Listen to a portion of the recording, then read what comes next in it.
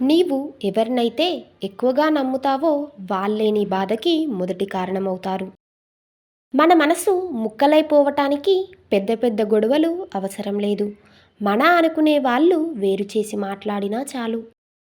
మీలో దమ్ము ఎంతో నిజమైన వాళ్ళు ఎవరో తెలియాలంటే సమస్యలు చుట్టుముట్టాల్సిందే. ఆలోచించండి, అంతా మీ మంచికే.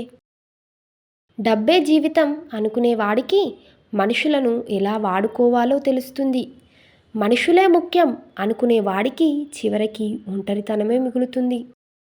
ఎప్పుడూ ఆశతో ఉండు, కానీ దేన్ని ఆశించకు. ధైర్యం అంటే ప్రమాదాన్ని లెక్క చేయకపోవటం కాదు, ప్రమాదాన్ని సరిగ్గా అంచనా వేయటం, దాన్ని అధిగమించటం. కోపాన్ని కలిగి ఉండటం అంటే మనం విషాన్ని తాగటం లాంటిదే. అది మనల్ని మాత్రమే బలి తీసుకోదు, ఎదుటివారిని కూడా బలి తీసుకుంటుంది. వివాహం చేసుకున్న తర్వాత ఆడవాళ్ళు చేయకూడని పనులు, నియమాలు ఉన్నాయంటే అవి సామాజిక, సాంప్రదాయ పరమైన అంశాలు. అవి ప్రతి కుటుంబం, ప్రాంతం, సాంస్కృతిక మూలాలను బట్టి మారుతూ ఉంటాయి.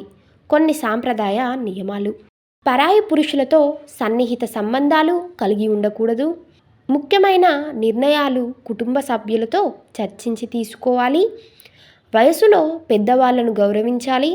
వివాహం తర్వాత పూజలు, పండుగలు వంటి సాంప్రదాయాలను పాటించాలి.